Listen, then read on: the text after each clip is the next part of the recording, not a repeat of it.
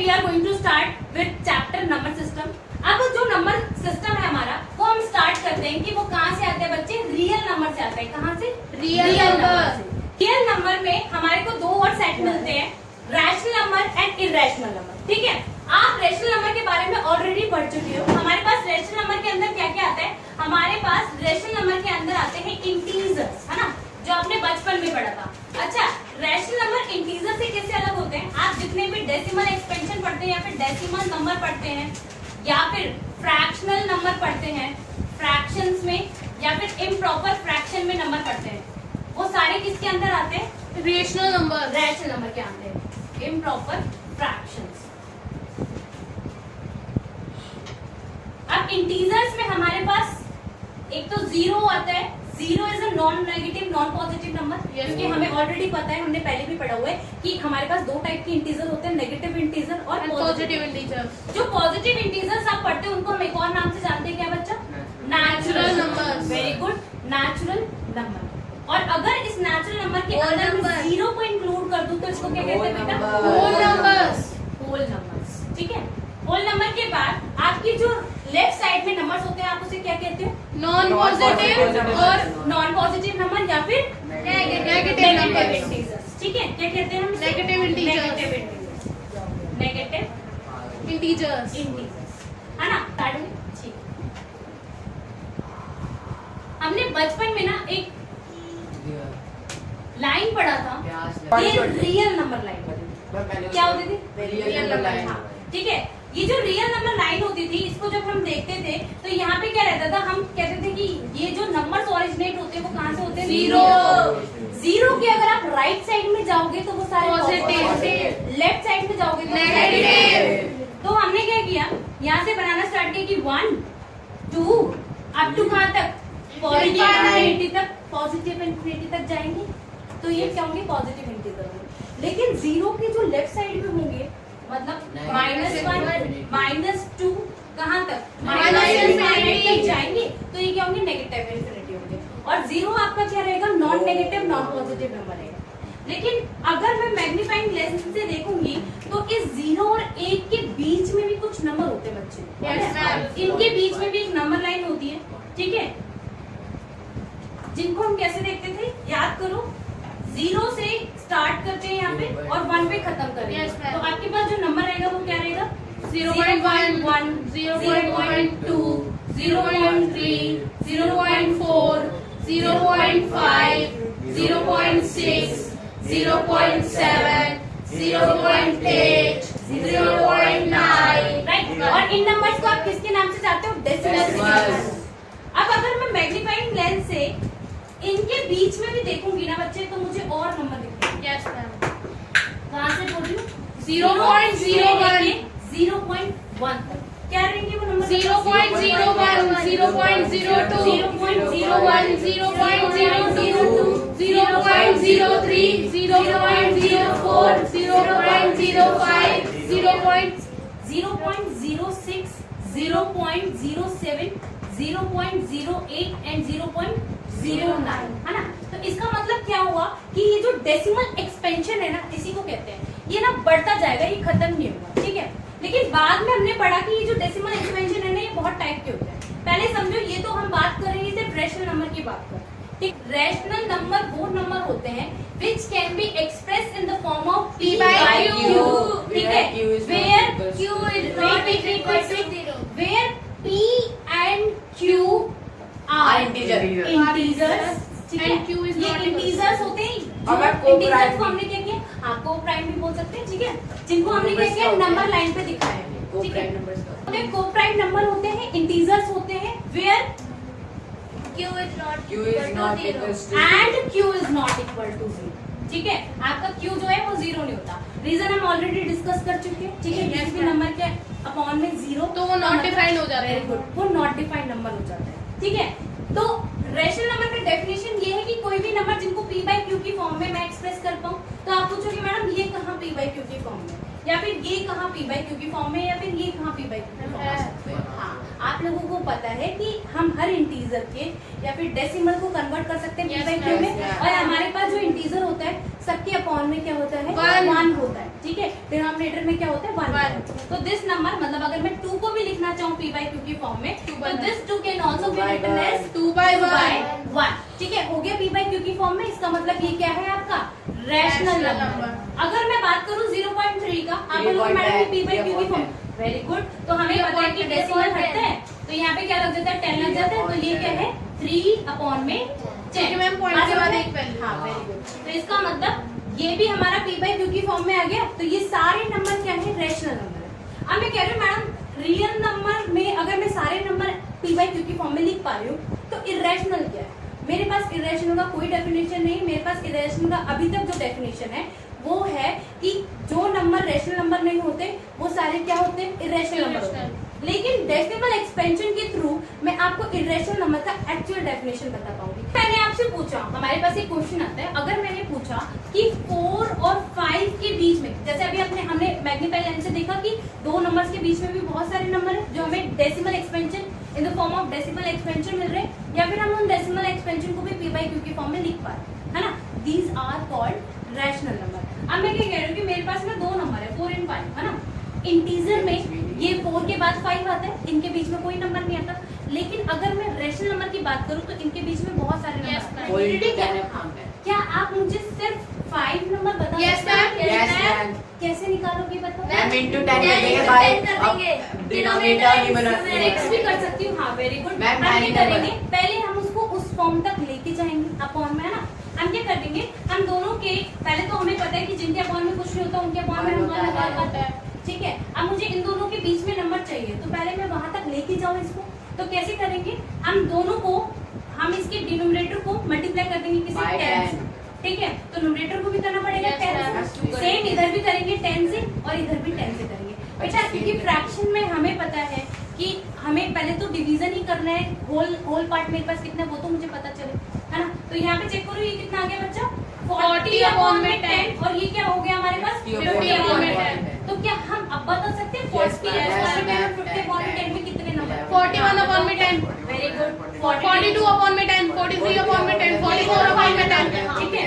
41/10, 42/10, ma'am अगर decimal 3/10, 44/10 and so on, जितने number. अभी नंबर लाइन पे क्या पढ़ा हमने, नंबर लाइन पे पढ़ा कि अगर मेरे पास 2 इंटीजर है, जैसे अभी तक हमने मैग्नीफाई लाइन से क्या देखा था कि 0 के 1 के बीच में हमने डेसिमल एक्सपेंशन देखे थे नंबर्स के।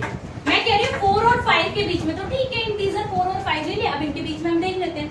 तो मुझे पता है कि अगर इंटीजर 4 और 5 के बीच में अगर मैं देखूं तो मेरे पास क्या क्या मिलेगा, 4.1, 4.2, 4.3, 4.4, 4.5, 4.6, 4.7, 4.8, 4.9 और फिर तुम्हारा 5, राइट। अब देखो ये वाले जो नंबर है वो क्या है, डेसिमल 4.9 और फिर 5, प्रिंटिंग मिस्टेक, ठीक है। तो यहाँ पे क्या है तुम्हारा, ये मैंने किस में दिया, डेसिमल में दिया, या तो आप ऐसे लिख लो, ठीक है। और ज्यादा पूछे तो बेटा इनके बीच में भी दे देना नंबर, ठीक है। 4.11, 4.12, ठीक है, ऐसे करके। और यहाँ पे क्या है, इनको अगर तुम्हें फ्रैक्शन की फॉर्म में लिखना है तो आपको बहुत अच्छे से पता है कि 4.1 can also be written as 41/10, जैसा कि हमने यहाँ पे किया, ठीक है। समझ। तो हमने ऑलरेडी पढ़ लिया कि रियल नंबर लाइन पे हम इंटीजर्स को कैसे रिप्रेजेंट करते हैं, ठीक है। हमारा डेसिमल एक्सपेंशन कैसे रिप्रेजेंट होता है, ठीक है। मैग्नीफाई लेंस से हम आगे आगे जैसे जैसे बढ़ते जाते हैं हमारा क्या होता है, डेसिमल एक्सपेंशन भी बढ़ता जाता है। लेकिन हमारे पास ना 2 टाइप के नंबर है, रैशनल नंबर और इरेशनल नंबर, ठीक है। तो हम ऑलरेडी पढ़ चुके हैं डेसिमल एक्सपेंशन के अकॉर्डिंग रैशनल नंबर कौन से होते हैं और इरेशनल नंबर कौन से होते हैं, ठीक है। तो इरेशनल नंबर जो होते हैं सबसे पहले हम उसे पढ़ते हैं कि उसे नंबर लाइन पे रिप्रेजेंट कैसे करते हैं। फॉर एग्जांपल सबसे पहला जो हमारा रैशनल नंबर है वो है √2, राइट, है ना। और हम √3 भी पढ़ लेते हैं और √5 भी पढ़ लेते हैं आज की क्लास में, ठीक है। 5, 7 भी पढ़ लेंगे। लाइन पे जैसे मैं ये नॉर्मल आपका रियल नंबर लाइन बना, आपने 0 से स्टार्ट करा, यहाँ से 0 से स्टार्ट करा, तो राइट साइड में बेटा नंबर कौन आता है, पॉजिटिव में मैंने 1 ले लिया, यहाँ पे हम 1 लिख देते हैं, यहाँ पे हम 2 लिख देते हैं, यहाँ पे हम 3 लिख देते हैं। 0 1 2 3 अप टू क्या पॉजिटिव इंटीजर, ये हमारे क्या है पॉजिटिव इंटीजर्स, राइट। अब यहाँ पे अगर देखो 1 2 3, अब मुझे √2 नहीं पता कि कहाँ रिप्रेजेंट कर रहा है, ठीक है। वैसे हमें √2 की वैल्यू पता है, ठीक है, क्या आती है 1.4 समथिंग अप्रॉक्स ऐसे ले लेते हैं। लेकिन अगर मुझे नंबर लाइन पे √2 को रिप्रेजेंट करना हो तो कैसे करेंगे? तो बेटा सबने पाइथागोरस थ्योरम पढ़ा है। Yes ma'am. ठीक है, पाइथागोरस थ्योरम में हमारे पास क्या होता है, हाइपोटेन्यूज का square is equal to perpendicular का स्क्वायर प्लस बेस का स्क्वायर। सबको पता है, चलो ठीक है। अब मैंने ना आपको ऑलरेडी कार्टेशियन प्लेन में कैसे राइट एंगल ट्रायंगल को दिखाते हैं, Yes, वो ma'am. चीजें हम ऑलरेडी बातें कर चुके हैं, ठीक। तो हम क्या कह रहे हैं कि अगर मेरे को √2 की बात करनी है तो √2 can also be represent as 1 plus में 1 अंडर रूट, यस मैम। या फिर मैं इसको लिख सकती हूँ 1 का स्क्वायर 1 का स्क्वायर लिख सकती हूँ ना, क्या होती है लिख सकते हैं, है ना। तो इसका मतलब h की जो वैल्यू हो जाएगी, अगर मैं √2 कंसीडर कर रही हूँ, यहाँ पे ले लेते हैं, h का वैल्यू मेरे पास √2 आ गया, t का वैल्यू मेरे पास 1 आ गया और b का वैल्यू मेरे पास 1 आ गया, p की वैल्यू मेरे पास 1 आ गई, d की वैल्यू मेरे पास 1 आ गई और h की वैल्यू मेरे पास अंडर रूट 1 आ गई। हाँ। सही है, ठीक है। अब इसको बनाते हैं, देखो अगर मैं स्केलिंग करूंगी तो स्केल के थ्रू ऑलरेडी मुझे पता है कि ये 1 यूनिट का है, राइट। Yes ma'am. ठीक है, अगर ये 1 यूनिट का है तो मैं इसको बेस बोल दूं। Yes ma'am. चलो नाम भी डाल देते हैं, लेट सपोज मैंने नाम डाल दिया इसका, ये a है और ये b है, राइट। ठीक है, अगर ये बेस है, नेक्स्ट मैं क्या करती हूँ परपेंडिकुलर ड्रॉ करूंगी। परपेंडिकुलर के लिए या तो आप यहाँ पे 90 डिग्री का एंगल कंस्ट्रक्ट कर लो, सबको बनाने आता है, स्ट्रेट लाइन, या फिर डायरेक्ट स्ट्रेट लाइन करो, डी से देख लो, ठीक है। ये पता होना चाहिए कि 90 डिग्री होना चाहिए। कंस्ट्रक्शन अगर चाहिए तो कंस्ट्रक्शन भी सबको पता होनी चाहिए। आप यहाँ पे क्या करोगे, कंपास को रखोगे, ठीक है, हाँ, यहाँ से एक आर्क लगाओगे, ठीक है, फिर यहाँ से एक 60, यहाँ से 120, फिर इसका बाइसेक्शन करोगे और इसको मिलाओगे तो ये बच्चा आपका कितना बनेगा 90 डिग्री। बचपन में आपने सीखा होगा, चलो ठीक है, ये 90 डिग्री का एंगल बन गया। लेकिन मुझे यहाँ से कितना यूनिट काटना है, 1, क्योंकि मेरे को परपेंडिकुलर कितना चाहिए 1 चाहिए। तो फिर आप स्केल से, ठीक है, यहाँ पे 1 यूनिट का मार्क कर लो, ठीक है, आग लगा लो, मार्क कर लो, जो भी है, ठीक है। अब एक बार मैं ये रेड वाला, चलो किसी को कंफ्यूजन तो नहीं हो रही, समझ में आ रहा है सबको, ठीक है। ये आपका 1 यूनिट है बेस, समझ में आ रहा है राक्षी, ये आपका 1 यूनिट है, ये आपका 1 यूनिट है, ठीक है। तो इसका मतलब ये आपका बेस है, ये आपका क्या है परपेंडिकुलर है। तो इसका मतलब अगर मैं स्केल से इस लाइन को ज्वाइन करूंगी, ये होगा √2। वेरी गुड, ये हो जाएगा √2, इसको नाम मैंने दे दिया। तो बच्चे ये वाला √2 हो जाएगा क्योंकि हाइपोटेन्यूज है। Yes ma'am. क्लियर है सबको? लेकिन मुझे Crystal यहाँ थोड़ी clear। चाहिए था, मुझे कहाँ चाहिए नंबर लाइन। नंबर लाइन में चाहिए था। अब एक कॉन्सेप्ट आप लोगों को बहुत अच्छे से पता है कि सर्कल का जो रेडियस होता है, ठीक है, वो क्या होता है, हर बार इक्वल डिस्टेंस पे डिस्ट्रीब्यूट होता है, राइट। अगर मैं इसको रेडियस लेके चलूँ और फिर नीचे आर्क लगाऊं तो वो भी उतना ही Yes, डिस्टेंस ma'am। होगा, ये भी रेडियस ही बन जाएगा। क्योंकि कॉन्सेप्ट समझ में आ रहा है, रेडियस Yes, का ma'am। कॉन्सेप्ट मैंने क्यों लिया, नहीं समझ में आया? देखो जब हम एक सर्कल बनाते हैं ना बच्चे, यहाँ से बात करिए, तो जितना डिस्टेंस यहाँ होता है उतनी डिस्टेंस यहाँ होता है, क्लियर है। तो इसका मतलब अगर मैं इतना कंपास खोल के इतना रेडियस लेके ऐसे करके यहाँ लगाऊं तो ये वाला डिस्टेंस सेम हो जाएगा। यही कॉन्सेप्ट मैंने यहाँ लिया। ये वाला मैं क्या करूँगी, कंपास से खोल लूँगी, ठीक है। मैंने जैसे ही कंपास से इतना डिस्टेंस खोला तो और मैंने यहाँ से सेम यहाँ पे आर्क लगाया बच्चे, तो ये √2 हो जाएगा। Yes, ma'am। सेम ही रेडियस सेम, ठीक है। तो इसका मतलब यहाँ पे ये जो बन रहा है ये क्या है बच्चा, √2। यहाँ तक किसी को कोई डाउट नो मैम। क्लियर है? तो ऐसा अगर हम √3 की बात करते हैं, ये तो √2 बन गया नंबर लाइन पे। √3 को पाइथागोरस थ्योरम में आप क्या लिख पाओगे बेटा, देखो वेरी गुड, हम क्या लिख देंगे, √2 का स्क्वायर प्लस 1, है ना। बेसिकली आपको 1 तो लेना ही है एक यूनिट के लिए, ठीक है। अब यहाँ पे अगर हम बात करते हैं तो √3 can also be written as √2 का स्क्वायर प्लस 1 का स्क्वायर। यहाँ पे हमने क्या ले लिया, इस बार हमने बेस, हाइपोटेन्यूज तो हमारा हो गया √3, ठीक है, बेस हमने √2 को ले लिया और आपका जो परपेंडिकुलर हो गया वो 1। √2 को हमने क्या ले लिया, बेस ले लिया, परपेंडिकुलर हमारे पास 1 हो गया और हाइपोटेन्यूज हमारे पास √3 हो गया, क्लियर।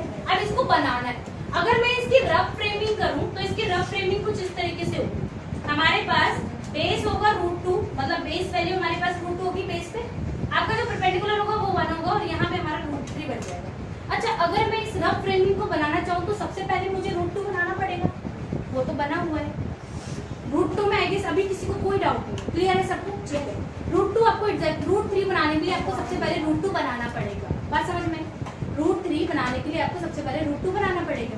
आपने √2 बना लिया, बनाने के बाद मैं कह रही हूँ बच्चा बेस ये है, तो इसका मतलब मैं इसको कंसीडर करूंगी बेस।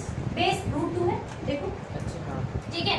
अब √2 अगर बेस है तो आप बच्चे यहीं से इसको M से 90 डिग्री का एक एंगल बना लेना, ठीक है। यहाँ पे जैसे आग कर लो, ठीक है। 60, 120 काटा पीटा, यहाँ पे मतलब बाइसेक कर दिया। बाइसेक करने के बाद आप इसको 90 तक ले गए, और फिर उसके बाद आपका परपेंडिकुलर कितना रहेगा बच्चा? 1 है ना, 1 यूनिट का परपेंडिकुलर है। 1 यूनिट का आर्क लगा दो यहाँ पे, तो यहाँ पे कहीं पे, और ये 1 यूनिट आपका बन गया। अब देखो ये 1 यूनिट है, राइट, इसको एंड डाल देना, ठीक है। ये 1 यूनिट है और ये √2, ये बेस है और ये परपेंडिकुलर है, तो आपका हाइपोटेन्यूज कहाँ पे बनेगा बच्चा? ऐसा। क्लियर है सबको? ठीक है। अब ये क्या बच्चे आप अपने मुंह से बोलो √3, लेकिन मुझे √3 यहाँ तो नहीं चाहिए था, दोबारा ही मेरे पास कौन सा कॉन्सेप्ट रहेगा? रेडियस वाला, है ना। रेडियस को अगर मैं कहीं पे भी मतलब आग करके बनाऊंगी तो सेम ही रहेगा, मतलब √3 का डिस्टेंस मुझे कैसे मिल सकता है? मैं इतना ही कंपास खोलूंगी, यहाँ से मैं आग लगाऊंगी, और ये जहाँ पे जाके मिलेगा ये आपका क्या बन गया? √3। हमेशा राइट हमेशा